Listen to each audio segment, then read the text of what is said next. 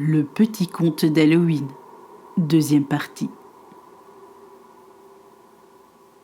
Notre lutin n'avait plus une minute à perdre, car les maisons commençaient à se fermer, vu l'heure tardive et l'épuisement des stocks de bonbons. Il réussissait néanmoins à en remplir une bonne panière, de celles dont les œufs en général font la bonne fortune. Mais aujourd'hui, pour notre lutin, il fallait survivre et retrouver apparence normale. Et la seule bonne fortune que ces bonbons allaient lui apporter serait de retrouver apparence honorable auprès des siens. Il se dépêchait, courant entre les lanternes oranges et les feuilles colorées de cet automne bien ensoleillé jusque-lors. Mais sa pauvre vision de démon le fit tomber plusieurs fois, l'obligeant à ramasser les bonbons qui sortaient de la panière. Et par inadvertance, au lieu du bonbon au doux goût sucré, il prit une noix, qui, elle, ne craignait rien des petits monstres en cette saison. Le lutin agrippait sa panière des deux mains, alors que moi, j'agrippais mon plaid, car je ne voulais pas le voir disparaître au pays des démons.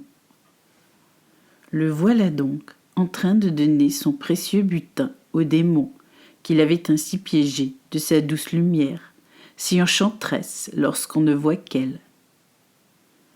Quel dilemme pour notre démon, car il commençait à s'attacher au petit lutin, alors que lui n'avait rien à redire sur la qualité gustative de ses bonbons. Sauf que le moment tant attendu arriva. La créature des enfers pour notre lutin croqua dans la noix. Des saveurs horribles pour sa douce bouche bien acidulée du moment le mirent en rage. Il hurla de douleur face à la parjure du lutin, tellement il était fâché de son incartade. Que dire de plus qu'une trahison envers le marché pour retrouver sa liberté? « Imbécile !» hurla-t-il au lutin. « Tu l'as fait exprès! Tu voulais me tuer !» « Non, non, » répondit le pauvre lutin à la face si démone à présent. « Je ne l'ai pas vu. C'est une erreur. Excuse-moi, s'il te plaît !» balbutia-t-il encore, en espérant ne pas rester défiguré à l'infini. « Il fallait que je teste ta valeur envers moi, » confirma le démon. « Et tu m'as trahi. Ainsi, tout simplement, en ne respectant pas tes engagements.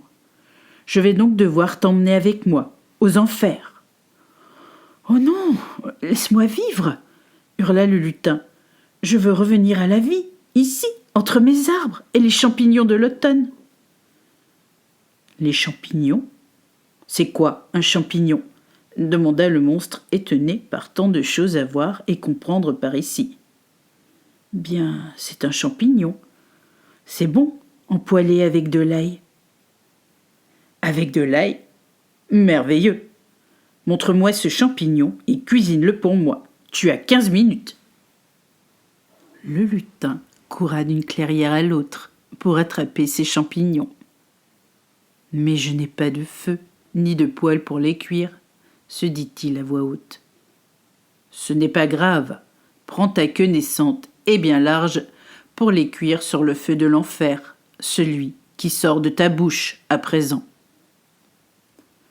Le lutin s'exécuta et les fit cuire avec l'ail qui se trouvait encore dans sa besace de cueilleur de l'autre jour, pour maintenant remercier l'univers de cette belle cueillette, et surtout d'avoir prévu l'ail pour les campements du midi. Il fit donc goûter son mets le plus délicieux du moment à notre monstre, qui maintenant devenait de plus en plus petit, jusqu'à atteindre la taille de notre lutin. Il était temps, car les 2 heures venaient de s'écouler, et notre lutin avait encore une bouche moisie et un œil noirâtre. Mais là, quelque chose d'étonnant se mit en place dans la clairière, car la lune avait décidé d'éclairer nos 2 protagonistes pour mettre en lumière leurs visages. Ils étaient identiques, aussi froids et insensibles l'un comme l'autre. Mais voilà que la lueur de la lune leur donna une seconde chance, car, en se voyant ainsi, l'un l'autre, en pleine lumière, ils prirent peur, pour ainsi revenir à la table des bonnes affaires familiales, lorsque le monstre devient la peur d'être soi-même. Notre pauvre lutin n'avait pas rencontré la mort ou les enfers ce soir-là, mais sa propre peur de lui-même, pour enfin comprendre ce que les traditions voulaient lui faire comprendre. Car la nuit d'Halloween n'est pas le mensonge d'une sorte de réalité fictionnelle et épouvantable. Non, elle est la vie même qui renaît en nous, à chaque fois que le déguisement du monstre se fait rare et sans avenant. Ceci dit, il aurait pu rester ce monstre, sans ses champignons et les vérités sur l'ail, qui a priori ne repoussent pas que les vampires.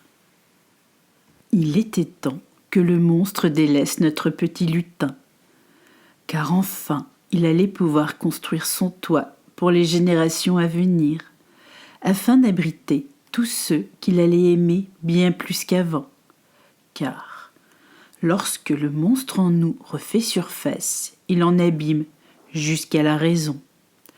Alors que la raison du sentiment de plénitude imprègne notre lutin.